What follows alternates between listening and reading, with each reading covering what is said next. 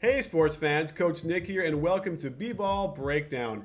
Great surge getting some votes for my team in the tournament. We need a few more, so head on over there and give me another couple of votes. And remember, the more you get of votes, the more chances for you have to win money as well. And I'm almost ready to introduce my team, so let's get all the way up there and get a big surge and lead the entire nation in vote getting. Well, now let's talk about the Cavs and the Hawks game 3 because, let's face it, this boils down to how you want to guard LeBron James. And the Hawks really haven't adjusted too much. So it kind of feels like they want to let LeBron James get his and then try and shut down everybody else. And it shouldn't be that hard because Kyrie is not playing, Kevin Love is injured. Yet this team has been pretty resilient. The Hawks have struggled to score mightily. And I want to show you what's going on with LeBron James and the subtleties and where the Hawks might be able to adjust.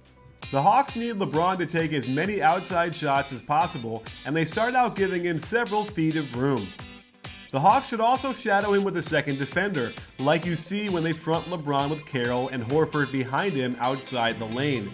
However, you can see the issue with giving him too much room. This shot is too close to give to him, and it's an easy rebound if he misses. Carroll tries to shadow when Millsap guards him. They get the shot they want, but Horford can't box out Thompson and Mozgov, and the Hawks are simply lucky this doesn't result in a score. Here, they have an opportunity to shadow with Horford, but don't. LeBron obliges them anyway with the long shot, and the Hawks win this possession. Like we showed earlier, giving space to shoot is one thing, but giving too much space to allow LeBron to drive into the lane for free throws is not how they wanted to defend this with Carroll. The one smart thing the Cavs did was get LeBron to attack up top between the elbows. There is no way to shadow him unless that extra defender is above the free throw line, putting them in perilous defensive position. As a result, the Cavs kept working their offense till LeBron got the switch of Mack onto him, and he just takes him strong to the hole. In the second, out of necessity, the Hawks did something interesting, albeit very briefly. They put Carroll on Mozgov and Millsap on LeBron, and again, they goaded him into a long two and win this possession. I'd like to see this a little in Game 4.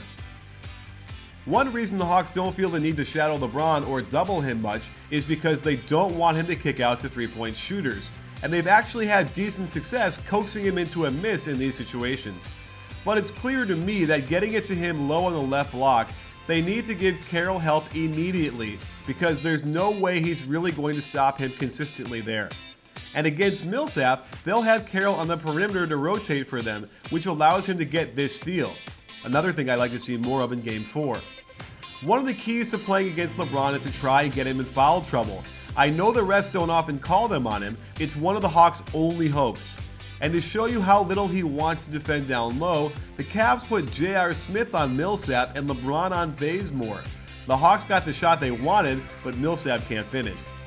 There was a brief stretch where LeBron did guard Millsap, but on this possession, they're not looking for it. Instead, Horford tries an ill-advised drive against the mobile Mozgov and can't finish. And that brings us to the most infamous play of the game. Millsap has LeBron and he's in the post, but the offense ignores this for a two-man game. Had the refs made a call, and with this kind of contact, it simply had to be either a block or a charge, the Hawks probably win this game. So Delly falls into Horford on the scramble. Horford, upset, throws the elbow at him. On the replay, you see Horford has the arm lock and is pulling Dellavedova down in his direction. There wasn't much he could do except fall down. And it happened that Horford's legs were in the way. The refs called this a flagrant 2 and an immediate ejection, and the Hawks' uphill climb just got steeper. And why do I think Millsap can score and or get LeBron in foul trouble? Well, watch how he attacks and scores against the much bigger Tristan Thompson, a player who is known for his post defense. And later, when LeBron is on Millsap again, watch LeBron's poor effort as Millsap finally gets involved in the play with the slip of a ball screen for a layup. Here was a chance late in the game to ball screen, then roll to the low post against LeBron, but instead he pops out. Advantage LeBron. The offense is stagnant as he tries to isolate, and LeBron makes a great play to stop this drive. And while this was good defense by LeBron and Millsap's only post up against him, he had a great chance to kick out and repost. Instead, running pick and roll, getting a good shot, but a nice swipe attempt by Shumpert knocks the ball just enough to force the miss. Here was another opportunity to get Millsap on that left block versus LeBron, but Teague picks up his darn dribble. Now he has no way to improve his angle and can't feed the post. That leaves Damari Carroll with a tough drive jumping off his bad leg, and it's no surprise this possession falls apart like it does. Down the stretch, the Cavs put LeBron on Teague, and the Hawks were able to thwart that with a simple ball screen with Thompson's man. They get the switch, and Teague comes through with a tough floater to put the Hawks firmly in command. On the next possession, the Cavs wisely go to LeBron on that left block, and the Hawks finally send help. Only it's too many guys. They didn't need a triple team. LeBron makes the smart play, but here's where they could have really used Horford. On the rebound, Scott can't get into the play, the ball is kept alive by Thompson, and LeBron splits a pair of free throws off of the foul on Bazemore. With a chance to really ice this game, the Hawks again force a switch and go to what worked for them twice before.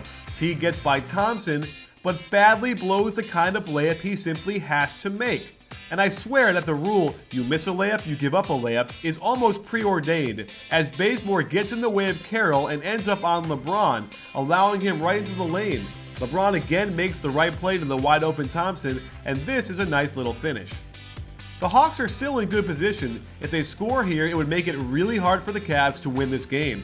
Instead, Teague tries to pass to Millsap against LeBron from the worst possible angle you can take. And when the ball gets deflected, suddenly the Hawks have to scramble against the clock. That said, Delly should not have come over to double, leaving Shumpert and J.R. Smith to guard 3 players on the weak side. In fact, Shumpert had no idea Delly had doubled and allows Carroll to cut to the hoop. Had Bazemore not cut just before that, J.R. Smith would have been nowhere near this play, but it looks like he got a piece, saving the game for the Cavs. Down 1, the Cavs want to hurry to get a good shot, but watch how LeBron loses the ball trying to get by Teague. On the replay, there's a lot of contact with the legs, an obvious foul, but the refs swallow the whistle, and this is where it got weird. LeBron sits on the floor crying for the foul while the Hawks come down 5-on-4.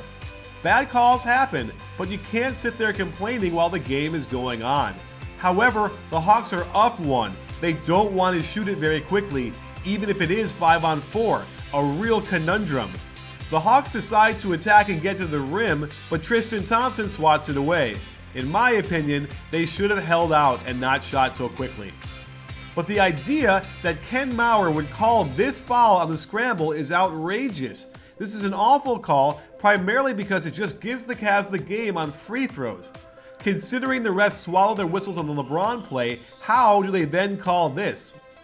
Meanwhile, Shumpert can only make 1 of 2, so the Hawks are still in great position to win this game with lots of time left. Generally, you'd wait till 10 seconds, then attack for the shot and a possible tip. However, why wouldn't they screen with Thompson's man in hopes of a switch? While Teague missed that layup before, you couldn't argue with the quality of the shot. Instead, Carroll wanders over to half-heartedly set a screen, no switch, and now it's way too late to be starting your attack. LeBron pushes through the Carroll screen, going to Teague's left, and we see the worst choice in shots, a 3-pointer in a tie game. Teague bricks it and sends us all to overtime, where the home team is always heavily favored in the playoffs. In overtime, watch how Bazemore appears to be giving it his all, but by throwing himself off balance like this, it leaves him on the ground, allowing the Cavs to push the ball 5-on-4 and get an open 3 for J.R. Smith, who does the new fundamental of shot fake, sidestep, pull up. Down 1, the Hawks run the play they should have at the end of regulation, getting a switch of Thompson onto Teague. Watch how Shumpert stunts at the ball and gets right back to his man in the corner. Beautiful. Teague takes Thompson out to the perimeter on the right side, then hits this ridiculous step-back 3. So now the Cavs are in a 2-for-1 situation without having to rush a shot. While this is good contained by Millsap, Mike Scott is really no match for Tristan Thompson under the hoop. That said, they could have fouled him right there, but there is no way of knowing that he'd kick it out to LeBron in the corner, who gets Millsap in the air, then calmly sinks his own 3. The Hawks now have a 2-for-1 opportunity if they attack quickly, and they get exactly what they want, a Teague blow-by of LeBron. I've watched this several times to see if there was any contact by LeBron, but as far as I can tell, Teague just badly blows this layup without the ball being blocked or his arm getting fouled. The bigger issue is that Mike Scott simply allows the ball to go out of bounds instead of picking it up. I coach my players to always grab the ball when you can. Never let the referees decide anything if you can help it. The problem with this whole thing now is that the Hawks had no big men in for their offense, perhaps not realizing that now they'd have no matchup for Tristan Thompson. Kent Bazemore is stuck guarding him, and let me assure you, this is not how one would high hedge on a screen and roll. LeBron hits the nice bank shot, and now the Cavs can't lose the game on the last possession. I like the play they ran to get a three. Watch how Mike Scott screens for Millsap, then he was going to get a flare screen out top, and he would have been open. But Antich makes the wrong read, and the ball is deflected, forcing them to inbound from a weird spot on the floor. Without wanting to call another timeout in case they needed it if they couldn't inbound the ball, the Hawks abandoned the set they had called. They just throw it into Mack, and it looked to me like he wanted to dribble pitch to Teague for the shot, but Teague freezes, leaving Mack all by himself to jack up a tough shot. The crazy thing is that the Cavs all follow the ball, a huge mistake with that much time left, leaving Mack all alone for the easy corner three, but it's way off, and the game is over. So there you have it, sports fans. Having seen Al Horford ejected for his elbow, and then you turn around and see Dwight Howard not get ejected for what he did to Andrew Bogut, and you got to wonder what's going on here and why the standards aren't the same across the board. It certainly cost the Cavs in Game 3. All they needed was one or two defensive rebounds and keep Tristan Thompson off of the glass. And I know that Horford could have done at least one of those and probably saved them the game at some point, even in regulation. That said, I think I've shown some of the reasons why Jeff Teague just isn't quite grabbing me and making me think that he is a championship point guard. There is still some growth that needs to be done, and I don't know if that's going to happen so easily. Budenholzer is now scrambling with his lineups. He doesn't play Schroeder like 3 minutes, and so now you're messing with a thing that you developed all year long with chemistry and timing. It's not the greatest thing you want to do in the middle of the playoff series. So, a lot of things to deal with. I definitely like to see Paul Millsap on LeBron James more and let Carroll roam, perhaps get some more turnovers. He can shut down some of the guys after he maybe helps in doubles and then rotates over. But they got to do something to mix it up, because right now it's the same thing and LeBron is dialed in, raring to go. We'll have Ronnie Nunn on the show coming up a little bit later to talk about some of these crazy calls, so don't miss that on our next version of Court Call. And don't forget, sports fans, at BBallBreakdown, not a channel, we're a conversation. You in?